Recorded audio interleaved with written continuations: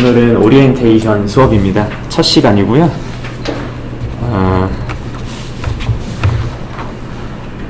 무슨 말을 할까 하다가 오늘은 강의 UX를 같이 읽고요. 그 다음에 우리가 확률통계 1 첫 수업 때는 우리가 자기소개하고 챗GPT로 통계학을 사용하는 예제 같은 거를 그냥 찾아서 한 명씩 얘기를 했었습니다. 오늘은 우리가 확률통계 1을 통해서 조금 노테이션들을 배웠으니까 통계학을 어디 써먹는지에 대한 얘기들을 조금은 더 노테이션을 섞어서 말을 나눠보죠. 자, 그 다음에 그렇게 해서 오리엔테이션으로 한 30분 정도 준비해봤고요. 그 다음에 그래도 여러분들이 하나도 까먹지 않으셨으리라고 예상합니다만 제가 지난 학기에 뭘 가르쳤는지 까먹어서 이번 주는 복습 컨텐츠를 좀 준비를 해봤고요. 그 다음에 복습은 좀 더 긴장감을 좀 넣기 위해서 임용고사 기출문제를 가지고 와봤습니다. 다 그 페이지에 다운 받으셨나요? 오케이, 좋습니다. 강의 계획서 먼저 한번 펴보죠. 자, 일단 수업 시각은 오늘은 3시고요. 그 다음에 수요일은 4시 반입니다. 여기고요. 그 다음에 강좌 개요와 목표는 확통 1 때의 문서가 똑같습니다. 주요 목표는 확률론 및 통계학의 이론적 기초를 엄밀한 수리논리로 이해하는 겁니다. 엄밀한 수리논리가 방점입니다. 자, 그래서 여러분들이 후수 과목으로 다른 거, 특히 데이터 사이언스, 데이터 분석, 인공지능 이런 말이 붙은 과목들을 이 확통 2까지 수강하시면은 아주 편하게까지는 아니겠지만 적어도 이론적인 부분은 그 이론적 백그라운드를 가지고 들으러 가실 수 있습니다. 그래서 이 과목의 성공적인 그 골은 크게 3개입니다. 밑에 3개의 동그라미가 있어요. 자, 첫 번째, 수학 교사로서 여러분들이 대수나 위상이나 그다음에 해석처럼 그 고급스러운 수학을 배우는 게 사실은 학생들한테 가르치기 위해서 조금 더 많이 깊이 알아야 되는 거잖아요. 그래서 확통 과목에 대해서 가르치는 여러분들의 가르치실 과목에 대한 더 깊은 백그라운드를 가지고 가실 수 있고요. 자, 다음에 두 번째 동그라미는 뭐냐면은 어디 보자. 자, 이걸 외부로 보실 분들을 위해서 좀 판사를 같이 해야겠다. 두 번째 동그라미는 뭐냐면은 불확실성이 존재하는 데이터에서 과학적 지식을 도출하는 원리를 설명할 수 있다. 말이 좀 어렵게 되어 있는데요. 사실 고등학생까지는 우리가 지식을 획득하는 방법이 주로 권위에 의한 것이죠. 교과서에 써있는 권위. 그 다음에 수학 과목을 배우면서 조금은 연역적으로 지식을 도출하는 방법을 배웁니다. 자, 그 다음에 대학에 들어와서 특히 수학 집합론부터 시작해서 수학이든 철학이든 물리학이든 학문 체계라는 거는 뭔가 대전제를 가지고 그 대전제로부터 어떤 나의 학문 체계를 연역적으로 쌓아나가는 과정들을 좀 학부 때 조금 훈련을 하시죠. 자, 그러면은 그 체계는 과연 어떻게 만들어진 것일까요? 자, 그럼 대학 교과서는 어떻게 만들어지는가? 지식이 어떻게든 만들어질 거잖아요. 근데 연역적인 지식만으로는 한계가 있습니다. 자, 담배를 폈더니 폐암에 걸리더라. 이거는 물론 그 어떤 생물학적인 기전으로도 밝혀낼 수 있는 사실인지 잘 모르겠습니다만 제가 그쪽 전공이 아니라서 자료를 갖고도 그런 과학적 사실을 어떻게 규명해 볼 수도 있습니다. 그러면 담배 핀 사람들이 내가 봤을 땐 폐암에 잘 걸리던데 라는 나의 한정된 경험에서 훨씬 더 일반화된 뭐가 좀 논문에도 나오고 네이처에도 나오고 사이언스에도 나오고 다른 사람들이 지식이라고 받아들이는 어떤 팩트를 어떻게 건설할 수 있느냐. 그거는 주로 2가지를 조합해서 생기는데, 첫 번째 불확실성이 존재하는 데이터, 디자인에 의해서 데이터를 잘 모아야 되고요. 그 다음에 두 번째로 엄격한 어떤 객관적인 방법론을 이용해서 그 데이터에 있는 노이즈를 잘 발라내고 여기서 폐암이 발생할 확률은 몇 %입니다 라는 이런 계산이 필요한데, 그 계산을 어떻게 하면은 가장 합리적으로 할 수 있을까? 그 방법론이 통계학입니다. 예를 들어서 가슴을 펴고 거만한 자세를 취하기만 해도 자신감이 생긴다 라는 가설이 심리적으로 인정받기 위한 실험 설계와 결론 도출 과정을 설명할 수 있다, 이렇게 써놨고요. 다른 예제로는 2012년쯤에 이제 힉스 보존 입자가 발견이 됐죠. 발견했는데 어떻게 발견을 한 걸까요? 그거 웹을 잘 검색해 보면은 그 보고서에는 그렇게 써 있대요. 힉스 보존 입자가 만약에 힉스 보존 입자가 없다는 표준적인 가설 하에서는 우리가 그 프랑스에 있는 그 큰 입자물리 연구소에서 뭔가 실험을 딱 터뜨렸을 때 이 실험 결과가 나올 확률이, 님 힉스 보존 입자가 없다고 하면은 내가 지금 실험에서 발견한 이 관찰치를 얻을 확률이 0.000003% 정도 된대요. 그거를 가지고 우리가 힉스 보존 입자가 존재한다고 주장을 했습니다. 아무튼 특히 지금 확통2 과목의 가장 큰 목표가 한정된 자료에서 일반화된 주장을 하는 그 방법에 대한 것입니다. 물론 이거는 깊이 설명 안 할게요. 기계학습 기법의 핵심적인 원리를 확률 보형 관점에서 설명할 수 있습니다. 자료를 모델링하는 방법으로 우리가 수학적 모델링이란 말을 되게 많이 하잖아요. 수학적으로 어떤 현상을 모델링을 할 때 랜덤리스가 안 들어가는 모델링도 분명 가능합니다. 수요는 가격의 모노톤 디크리징 함수, 이런 식으로 모델링을 할 수도 있는데, 만약에 내가 실험으로 어떤 데이터를 갖고 있는데 그 녀석에 대해서 수리적인 모델링을 주고 싶으면은 확률 이론을 조금 집어넣는 게 가장 자연스러워요. 그래서 확통2에서는 엄밀한 확률 이론을 토대로 확률통계 1에서 다룬 엄밀한 확률 이론을 토대로 이거 신뢰 구간 얘기고요. 그 다음에 가설 검정은 조금 지금 제가 말하기엔 조금 길어집니다. 그래서 그냥 가설 검정이라는 게 있다 정도만 얘기하고 넘어가고요. 중요한 키워드가 또 최대 가능도 법입니다. 그 다음에 중요한 예제는 제가 지난 학기 때 깨달은 게 있어요. 여러분이 프로그래밍을 정말 싫어하더라고요. 근데 이 확률 통계는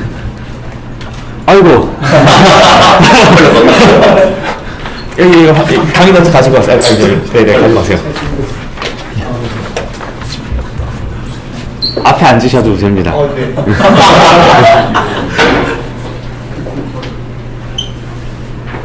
아무튼 일단 이론은 알아야 되니까 시험은 이론으로 보고요. 그렇지만 실제로 이걸 가지고 어떤 리얼 데이터로 뭔가를 하려면 코딩을 조금은 맛봐야 되니까 숙제에서는 코딩을 좀 내려고 합니다. 그 다음에 교강사 부분입니다. 교강사 변하지 않았습니다. 그 다음에 오피스 아워가 조금 변했어요. 수요일 2시 반부터 4시입니다. 그 다음에 예약하시려면 여기 사이트로 들어오시면 되고요. 예약하지 않아도 예약이 없으면 그냥 편하게 노크하고 들어오시면 됩니다. 교재 1학기 때랑 똑같습니다. 그 다음에 선수 과목은 이제 아무래도 2다 보니까 확통1의 지식이 조금 필요합니다.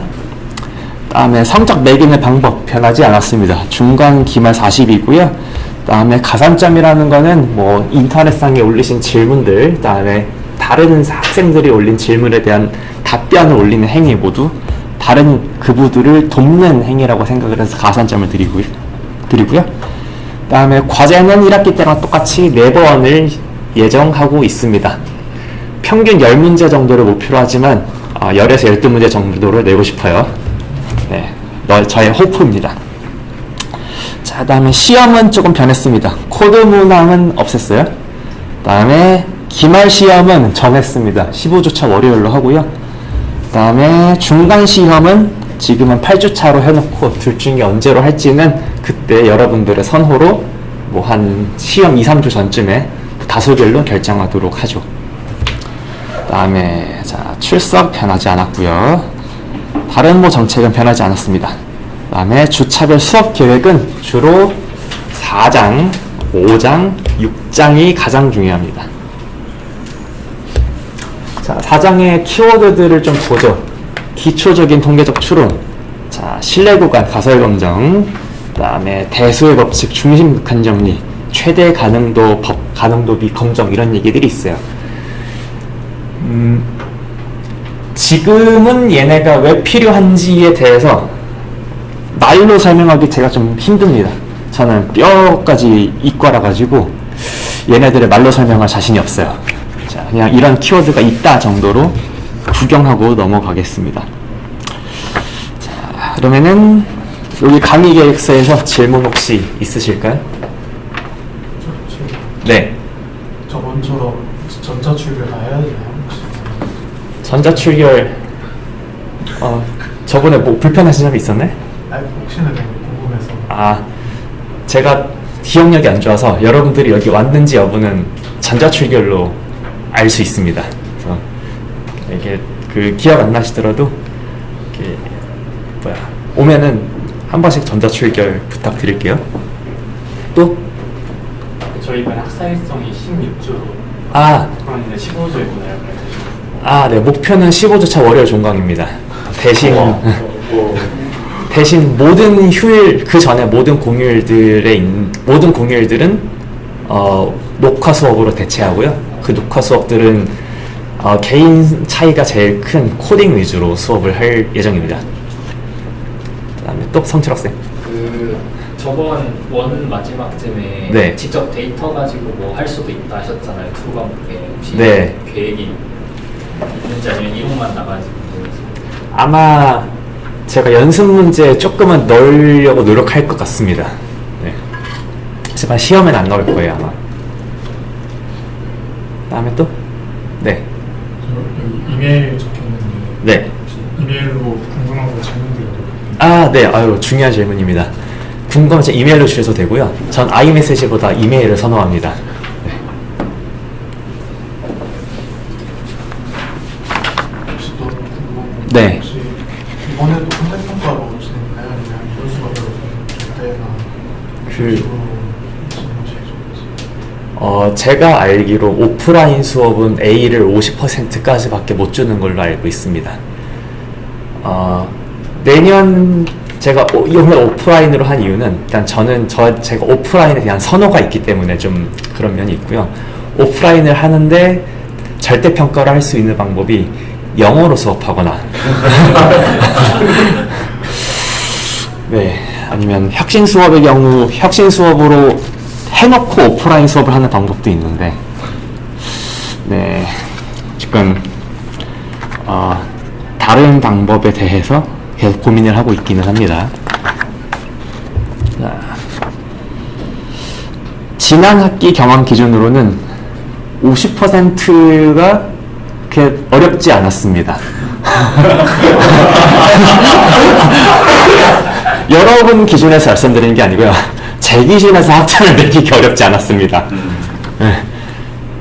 10%는 어쩔 수 없이 C를 드려야 되는데 그것 또한 어렵지 않았습니다. 네. 네, 이번엔 네.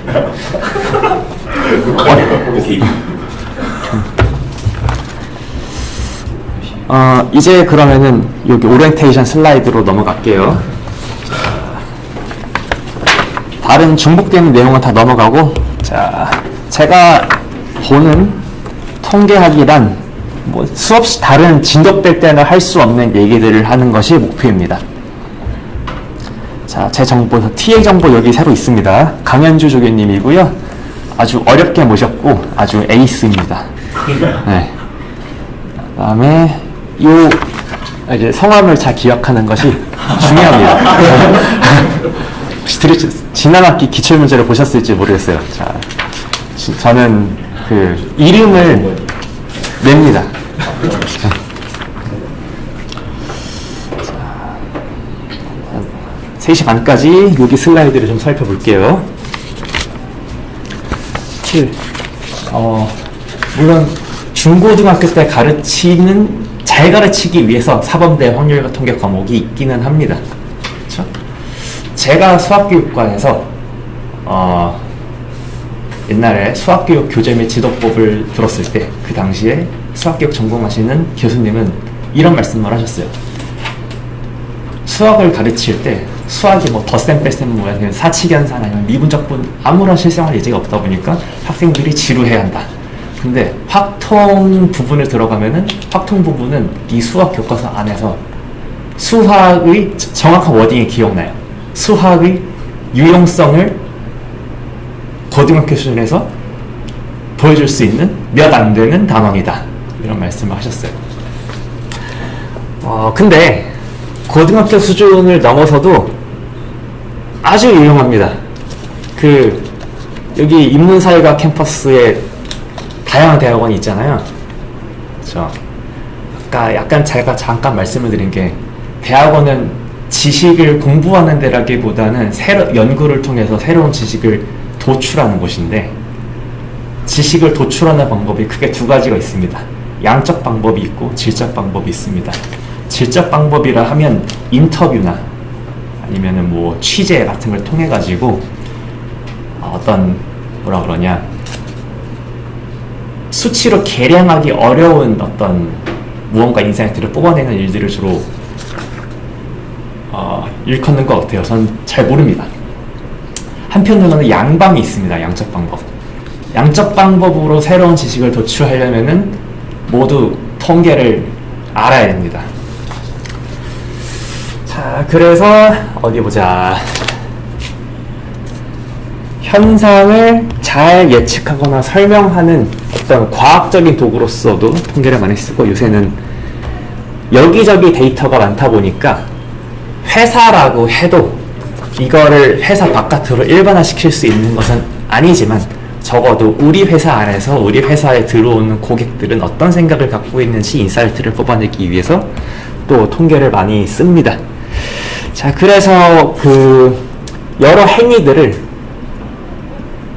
데이터를 이용한 행위들을 저는 이렇게 크게 세 가지로 그냥 카테고라이즈를 해봤어요.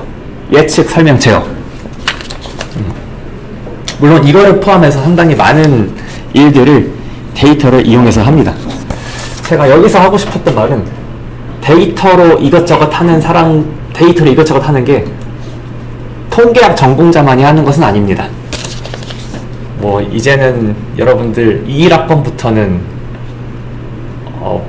저기에 뭐 전공에 상관없이 파이썬을 들었다고 알고 있거든요. 그래서 파이썬이 범용 프로그래밍 언어긴 하지만 데이터 분석을 할 때 가장 편한 언어거든요. R 다음으로. 그러면은 누구나 데이터를 다루는데 그러면은 그 데이터를 보는 관점에서 통계학의 역할은 무엇이냐라는 걸 찍고 이 슬라이드를 좀 담고 싶었어요. 예를 들어서 컴퓨터 과학과라고 하면 데이터가 직접적으로 주어졌을 때 인풋이 데이터로 가는 아웃풋으로 분석 결과를 내는 어떤 빠른 알고리즘과 빠른 코드를 어떤 프로덕트로 내는데 특화되어 있을 수 있습니다. 자, 그러면 통계학과 역할은 뭐냐면은 그 알고리즘의 핵심적인 수도 코드 있죠. 그 수도 코드가 왜 말이 되는지를 논리적으로 증명하는 역할을 합니다. 사실 어려운 말을 하는 건 아니고 우리가 고등학교 때 공부했던 것 중에 뭔가 좀 이론스러운 게 딱 두 개 있었어요. 확률과 통계에서. 하나는 대수의 법칙이고 하나는 중심극한 정리거든요. 얘네들이 어떤 것에 관한 것인지를 한번 생각해 보면 둘 다 전제가 뭐죠? 일단은 모집단은 몰라요. 근데 데이터를 모으긴 모았어. 되게 강력한 가정이 하나 들어가 있습니다. 데이터가 independently, identically 모였다면 이거를 많이 뽑기만 하면은 모집단의 성질을 우리가 추정할 수 있다. 이게 두 정리의 핵심적인 내용이죠. 자, 그렇다면은 이제 요거를 다양한 장면으로 좀 확장시킨 게 주로 요 통계학 연구라고 볼 수 있을 것 같아요. 자, 일단 IID 자료라는 거는 자료가 뭐 어떤 과정이 있다고 생각하는 거냐면 적어도 샘플링 에러가 있다고 가정을 하는 거거든요. 근데 샘플링 에러가 있다고 하더라도 n을 무한대로 보내면 에러가 점점점 0으로 간다는 게 이 둘의 내용입니다. 자, 비슷하게 통계학의 그 세계관 안에서는 자료가 어찌됐건 뭔가 에러가 있고 아니면 편향이 있다고 주로 가정을 합니다. 자, 모집단에서 표본을 IID로 뽑는다면은 그래도 모집단을 정확히는 모르고 한정된 자료로 인한 그 샘플링 오차가 있고요. 그 샘플링 오차라는 게 뭐 1.96 루트n분의 시그마 뭐 이런 걸로 나타나죠. 그 외에도 우리가 IID를 못 뽑으면 어떡하지? 내가 샘플링을 하는데 특정 인구 하위 집단을 적절히 대표하지 못하는 어떤 편향이 있을 수도 있고요. 그 다음에 내가 누군가를 뽑아가지고 측정을 했는데 측정 도구가 좋지 않을 수도 있어요. 그 다음에 내가 갖고 있는 측정 도구가 이를테면 체중계 같은 게 디폴트가 0이 아니라 플러스 1kg의 눈금이 맞춰져 있다면은 내가 잰 것들이 체계적으로 왜곡이 있을 수 있겠죠?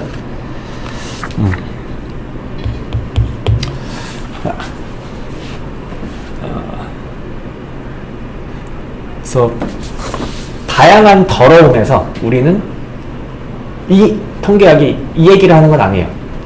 아무리 더러운 자료가 있다고 해도 마법을 부리면은 어떤 것든 뽑아낼 수 있다라는 거는 통계학이 말하는 게 아니고요. 통계학이 관심을 하는 이런 게 있으면은 우리는 진실에 대해서 어디까지 맞았다, 어디까지 틀렸다라고 말할 수 있는가, 맞았다, 틀렸다의 선을 약간 정량적으로 정해주는 역할을 하는데 관심이 있습니다.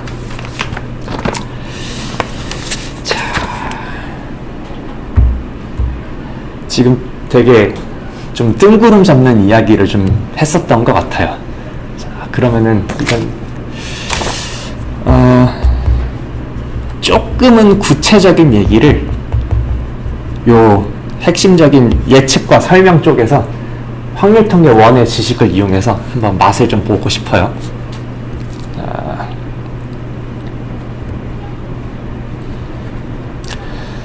데이터를 이용해서 사람들이 주로 하는 게 뭐냐면요. 일단 예측 설명 제어 중에 예측부터 좀 얘기를 해보겠습니다. 엑셀에서 추세선 그어보신 적 있나요? 네. 엑셀에서 요거 그래프 어떻게 그려요? 일단 엑셀에 테이블이 있어야 되죠?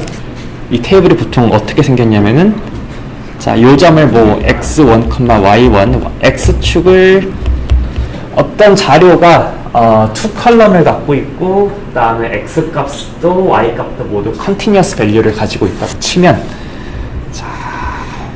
자, 엑셀에 보면은 뭐 A열, B열, C열 뭐 이렇게 입력하게 돼 있죠? 자, 그 다음에 A열에 ID를 집어넣었다고 치고 B열에 X값을 집어넣었다고 치고 C열에 Y값을 집어넣었다고 쳐요. 자, 그러면은 이 X1, Y1, 뭐 X2, Y2 얘네들을 자, ID 1번 X1, Y1 ID 2번 X2, Y2 탁탁탁 이렇게 집어넣었다고 가정을 하겠습니다. 그러면은 엑셀에서 이 투클럼 선택해가지고 메뉴 추세선 그리기 하면은 뭐가 쫙 나오죠? 추세선 어떻게 그리는지 혹시 원리를 살펴보실 기회가 있었을까요? 자, 이제 확통원을 배웠으면 설명을 할 수 있습니다. 자, 어디 보자.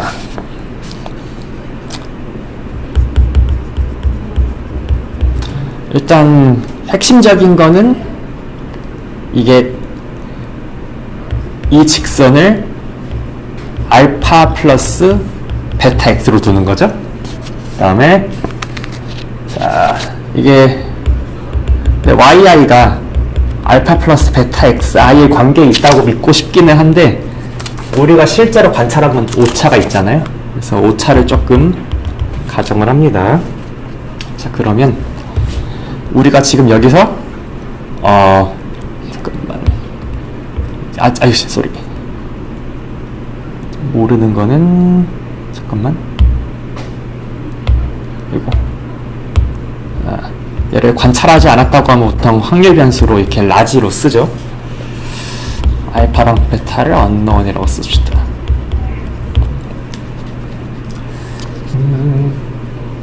네. 자, 그 다음에 또 뭘 가정하냐? assume. 자, xi, yi들이 iid로 어떤 확률 변수의 잠깐만 i를 뺄게요. 자, 이제부터는 가정인 겁니다. 우리가 관찰한 자료를 대표하는 확률 변수가 있다고 가정을 하고, 이 두 확률 변수는 x에 대한 선형식에 독립적인 랜덤 오차가 더해지면은 이제 y라는 확률 변수가 관찰된다고 가정을 해요.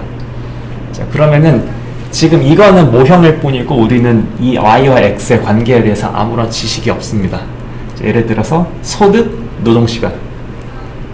자, 소득, 노동시간. 우리나라에서 소득과 노동시간의 관계는 어떻게 될까요? 몰라요. 그래서 사람들이 어떻게 해요? 조사를 해가지고 사람들의 소득과 노동시간을 쫙 조사를 해요. 그래서 IID라는 가정 하에서 자, consider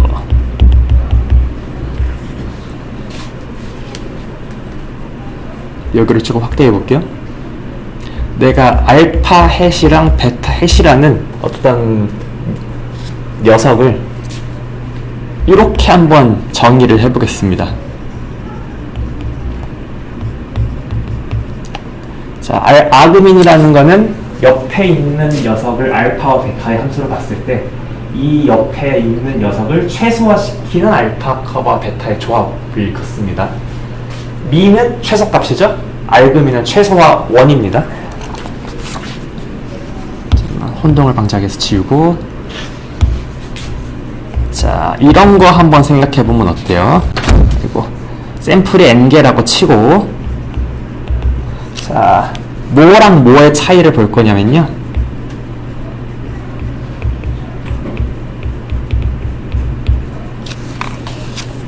조금 괄호가 더럽게 쓰여진 거는 미안합니다. 아이고. 자, 알파 더하기 베타 x를 내가 아무렇게나 지정하면 임의의 선이 하나 그어지죠. 그 임의의 선에 대해서, 자, yi라는 거는 요 녀석이고, 알파 플러스 베타 xi라는 건 여기겠죠. 그래서 내가 임의의 알파랑 베타를 정했을 때 이 선으로 설명된 yi랑 실제 yi와의 요 차이를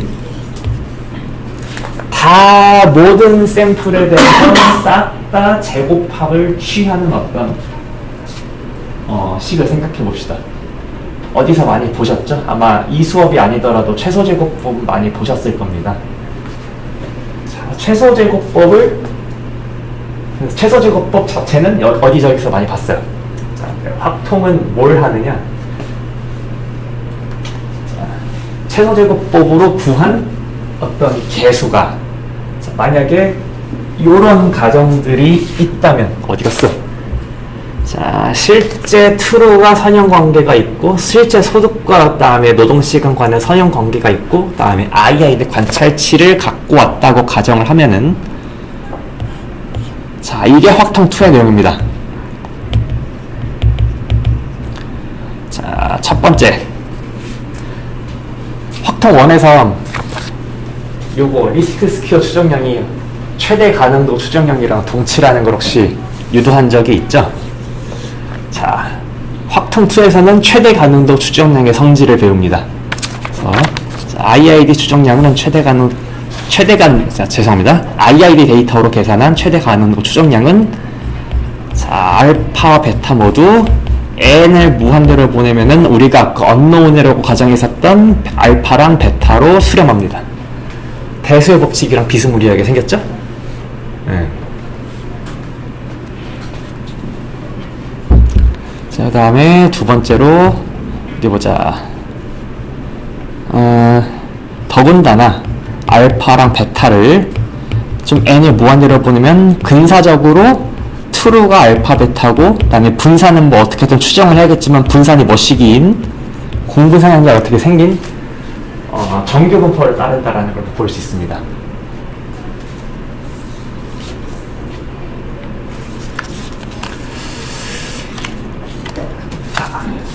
그래서 우리는 일반적인 지식에 대해서 관심이 있을 때 한정된 자료로 어느 정도는 안다고 좀 비벼볼 수 있습니다. 중심극한 정리가 있다는 건 우리가 조금 근사적인 신뢰 구간을 계산할 수 있다는 뜻이죠.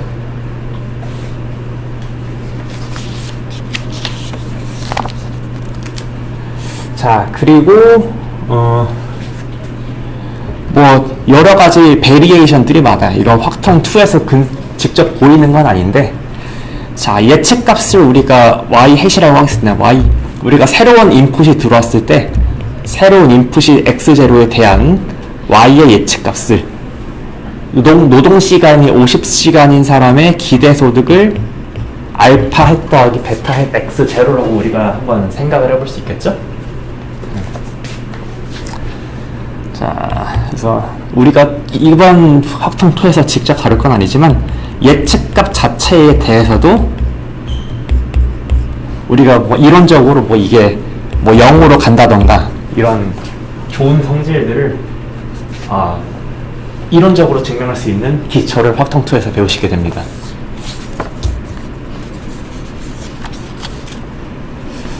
자, 그다음에 제가 또 시간 관리를 못한 게 지금 요 슬라이드를 딱 3시 반까지만 할 생각을 했어요. 지금 3시 33분이야. 나머진 뭐 안 봐도 상관없어요. 네.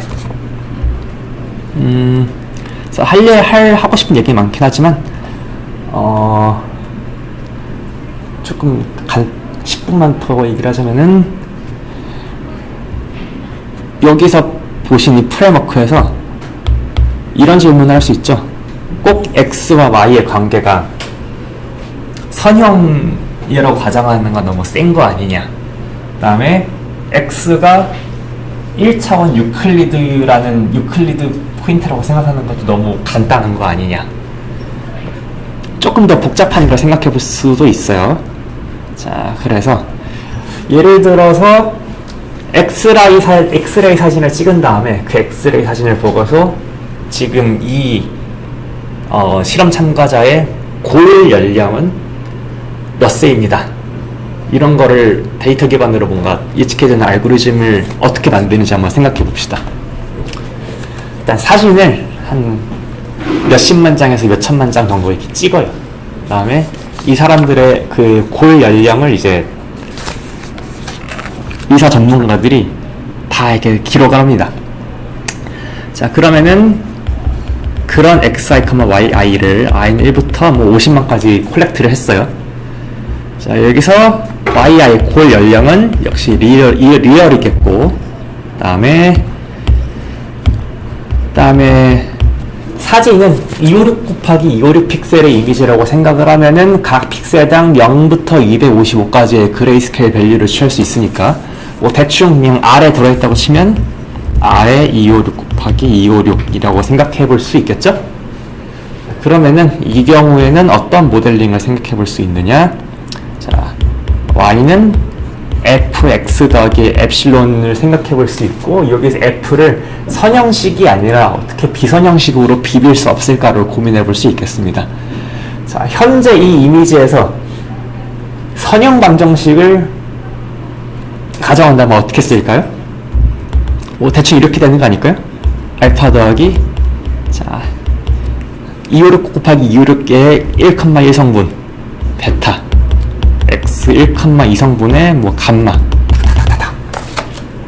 그러면은 사진이 몇십만 장 있을 때 이 함수를 추정하기 위해서 우리는 파라미터를, 잠깐만, 죄송합니다. 이 함수를 결정하는 파라미터가 몇 개가 있습니까?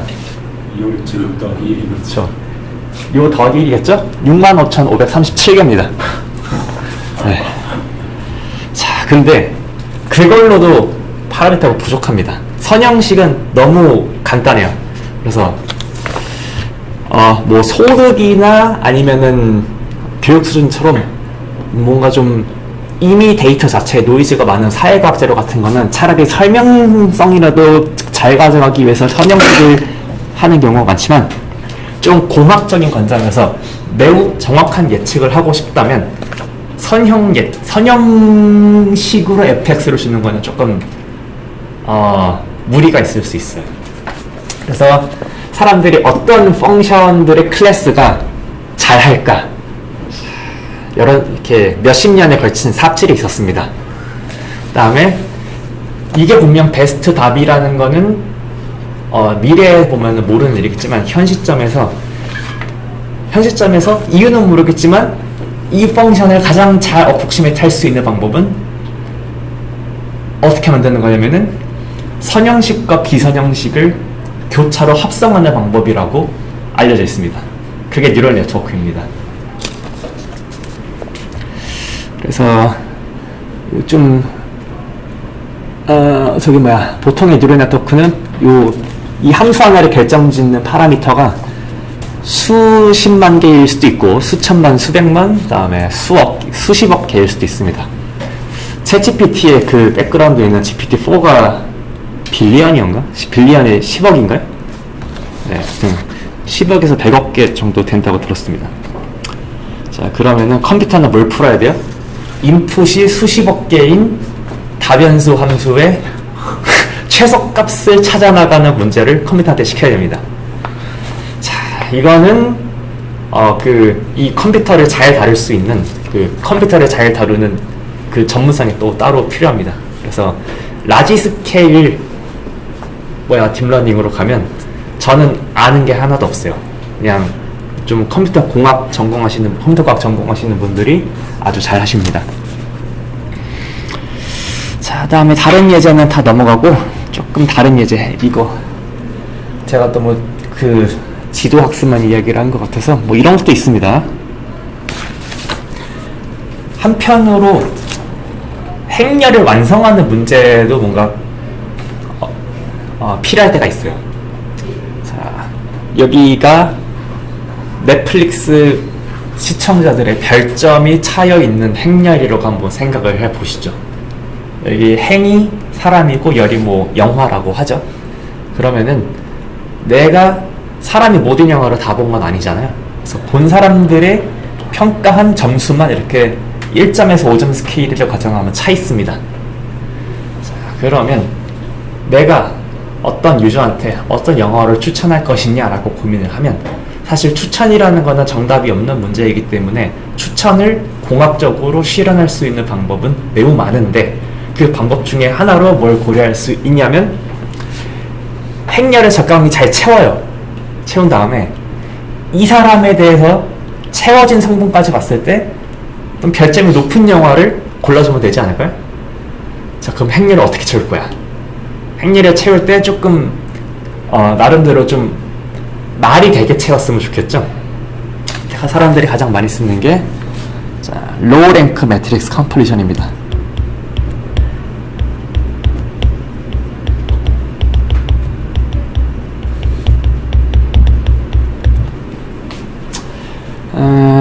그래서 여러 가지 방법이 있는데, 일단 로우 랭크라는 거는 뭐냐면은, 자, 지금 여기서 별점 T라는 행렬을 A와 B라는 행렬을 곱으로 생각을 하는 건데, 자, 별점은 1000만 바이 1000만이라고 치면은 지금 빈칸이 너무 많은데 요 엄청 큰 행렬이죠. 네, 요 큰 행렬을 1000만 곱하기 10 바이 1000만, 요 두 행렬을 곱으로 가정을 하고 뭔가를 해요. 자, 그러면은 여기는 빈칸이 엄청 많은데 이거는 그나마 조금 비벼볼 만하지 않을까요? 이거는 채워야 될 빈칸이 많아봤자 2억 개밖에 안 되잖아요.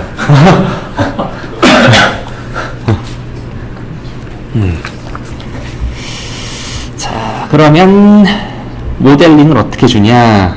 자, 여기서 지금 10이 로우랭 R이라고 합시다.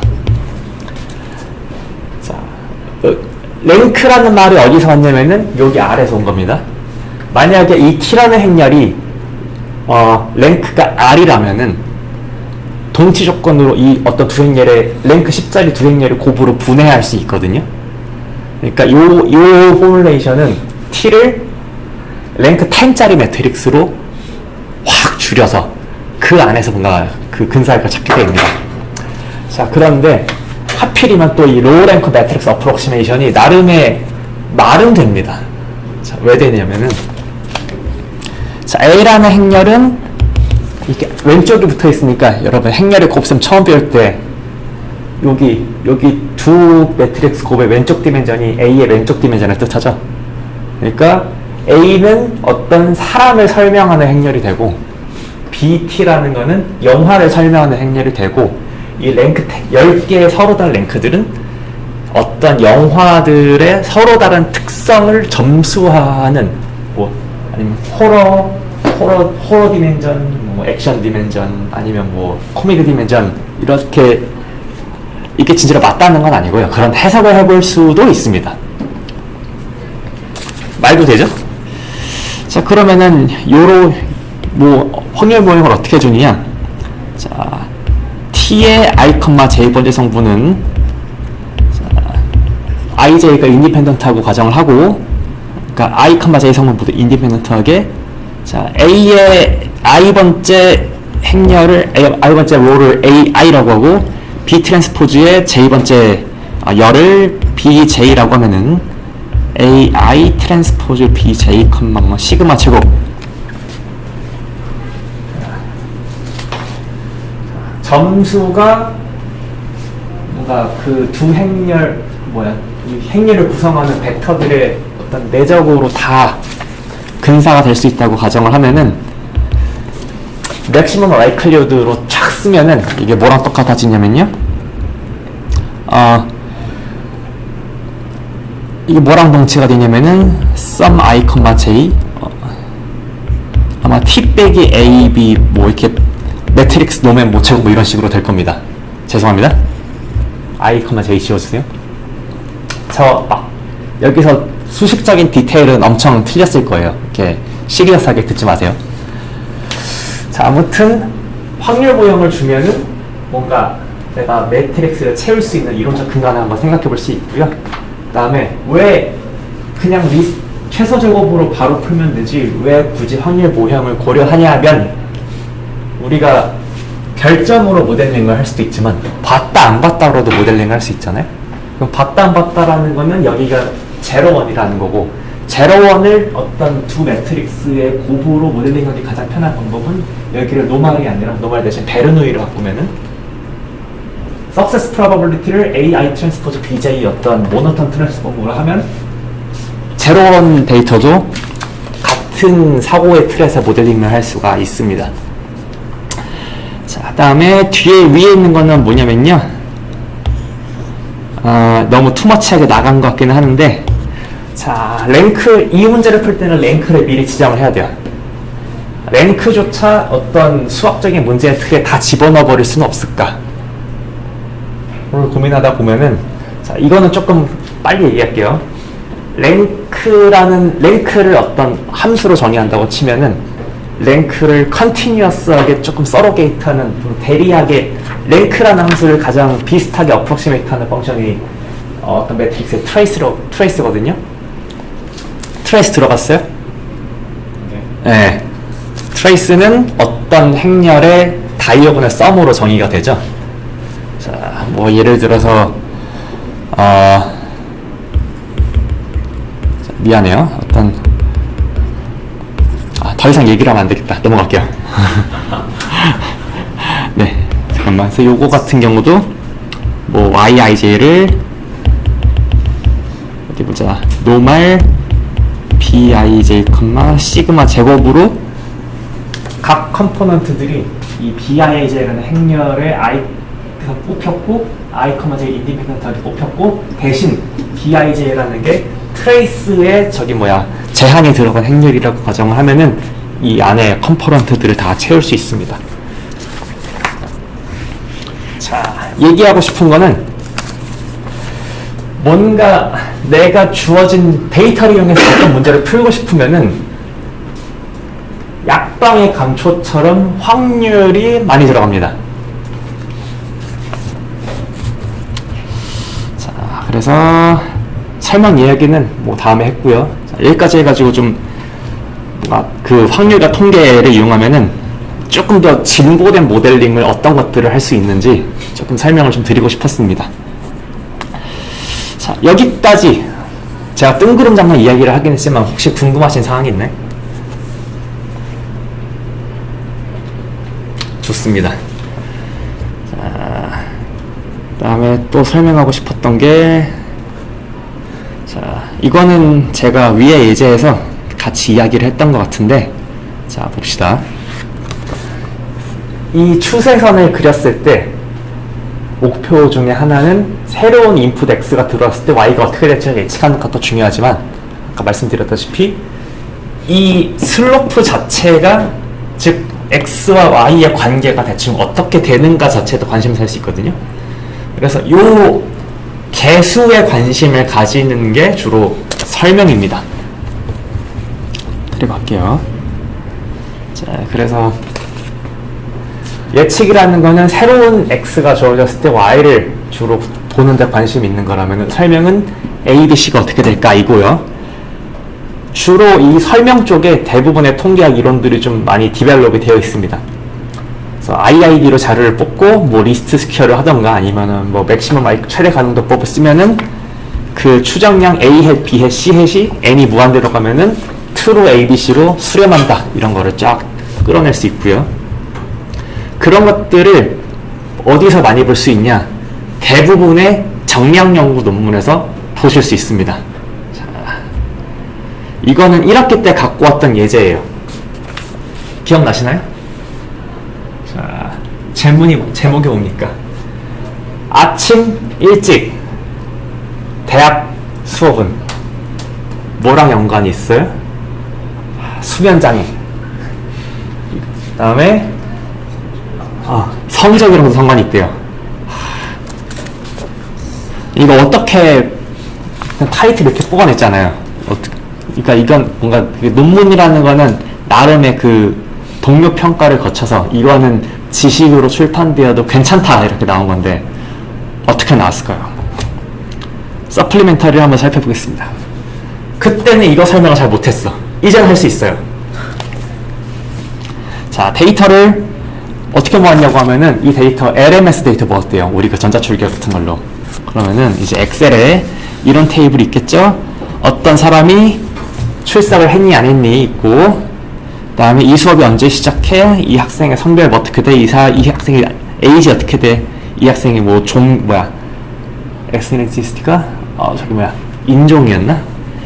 인종. 그 다음에 이거는 미국 논문이니까 이거 시민권이냐 아니냐, 자취하냐 아니면 통학하냐, 이게 몇 학년이냐. 자, 다음에 나머지는 너무 잠깐만, 여기는 좀 어려우니까 이거 무시하고 여기 한번 봅시다. 다음에 이게 어떤 학기냐. 그 정보들이 이렇게 엑셀의 형태로 쫙 있겠죠. 어딘가 있겠죠? 자, 그러면은 얘를 X라고 하고 얘를 Y라고 한 다음에 이렇게 모델링을 한 거야. probability of attendance는 제로 원이죠.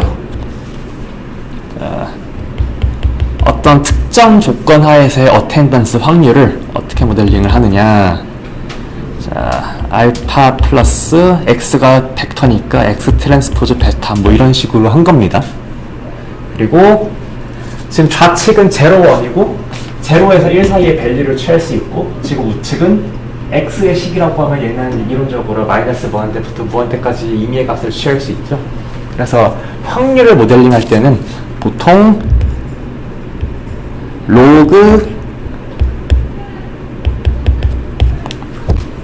어떤 0과 1 사이의 밸류 t에 대해서 로그 t 나누기 1 빼기 t 하면은 여기 있는 값을 마이너스 무한대부터 무한대로 보낼 수 있거든요. 그래서 모노톤 트랜스폼을 한번 한 녀석을 보통 선형식으로 모델링을 합니다. 자, 이 모델이 맞다는 가정하에 다음에 우리가 자료를 IID로 모았다고 가정하면 최대한 한도 수정법을 이용하면은 알파랑 베타의 추정량, 데이터로부터 계산한 추정량 알파, 해가, 베타 해서 계산할 수 있고요. 베타 해시 벡터니까 벡터의 성분들을 하나 다 이렇게 쫙 나열한 겁니다. 자, 그리고 뭔가 중심극한 정리에 기반해가지고 n이 무한대로 가면은 근사적으로 어떤 노말 정규분포를 따른다는 게 결과가 있겠죠? 그럼 그거 가지고 투르 베타에 대한 신뢰 구간 만들 수 있겠죠? 자, 그래서 신뢰 구간을 쫙, 그래서 이 베타 해시, 이게 지금 알파 해시고요. 그 다음에 신뢰 구간을 만들려면은 그 표준 편차만 있으면 되잖아요? 루트 n분의 시그마니까. 네, 그래서 쫙 계산을 해요. 그러면 요 녀석이랑 신뢰 구간 이렇게 그 표준 편차 가지고 7.56에서 뭐 플러스 마이너스 1.96 곱하기 4.89 이렇게 하면은 그 베타 값에 대한 신뢰 구간들을 쫙 계산을 할 수가 있습니다. 자, 보니까 어때요? 아마 이게 어텐던스니까 확률의 그 출석 확률이죠.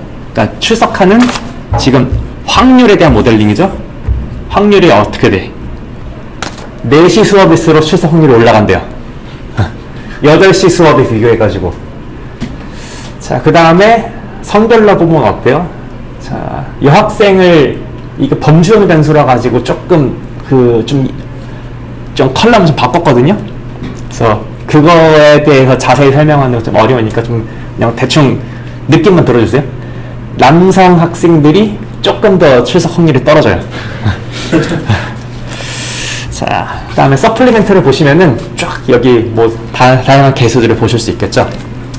자, 여러분 진짜로 이 데이터는 선형 가정을 만족하고 IID 자료일까요? 아니죠. 아니지만 할 수 있는 최선입니다. 최선이라고 할 수 있겠죠. 그래서 어떤 과학적 진실이라는 게 그 가정을 완벽하게 만족시키기 때문에 진실이 된 게 아니고 이런 가정이 맞다면 가정의 연쇄 하에서 나온 결과들을 보통의 이런 과학적 진실들을 주장을 하게 됩니다. 근데 대신 이 모델 하나로 이 논문이 된 건 아니에요. 이 논문의 서플리멘트를 보시면 모델이 한 몇십 개 있습니다.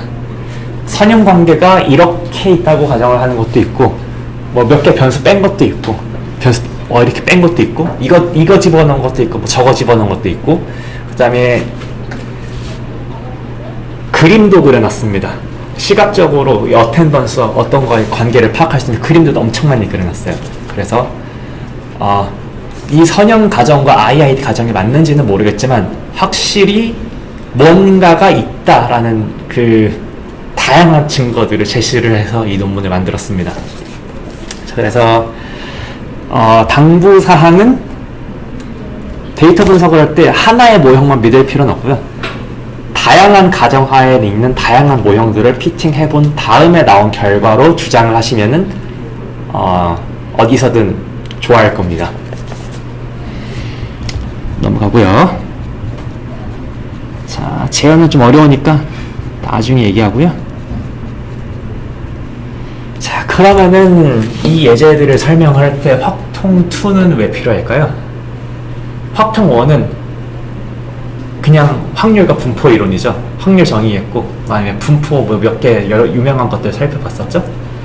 자, 확통2는 n이 무한대로 가면은 우리는 어디까지 맞고, 뭐 이거는 되고, 뭐 아주 짧게 얘기하자면 확률 통계학 2는 중심극한 정리와 대수의 법칙에 대한 것인데요. 그게 왜 필요하냐면, 자, 이미 표본에서 이 모형의 모수를 근사할 수 있는 방법과 그 다음에 신뢰 구간을 계산하는 녀석의 이론적인 근거가 확통2에 다 있습니다. 적어도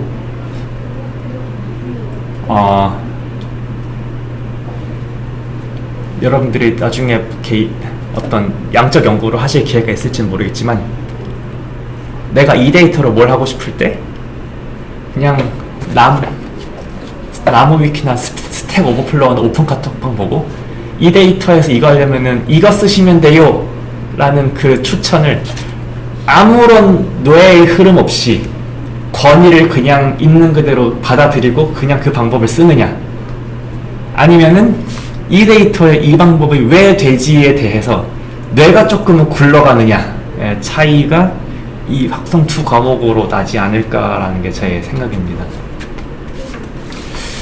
자, 그래서 대수업칙과 중심극한 정리가 5장에 등장하고요.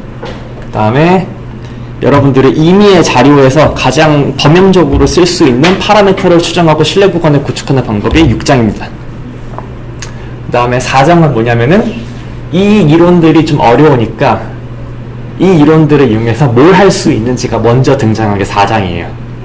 그래서 조금 우리가 진도상으로 봤을 때 어려운 건 좀 뒤에 있고 조금 우리가 주입식으로 학습해야 되는 게 4장에 먼저 등장합니다. 자, 여기까지가 오늘 이 슬라이드에서 얘기하고 싶은 사항이었고요. 제가 오늘은 4시에 수업을 마치는 걸 목표로 하고 왔거든요. 3시 57분이라서 복습은 다음 시간에 하죠. 오늘 수업은 여기까지 하겠습니다. 7분. 네. 없어요? 그러면은 수요일에 뵙겠습니다. 감사합니다.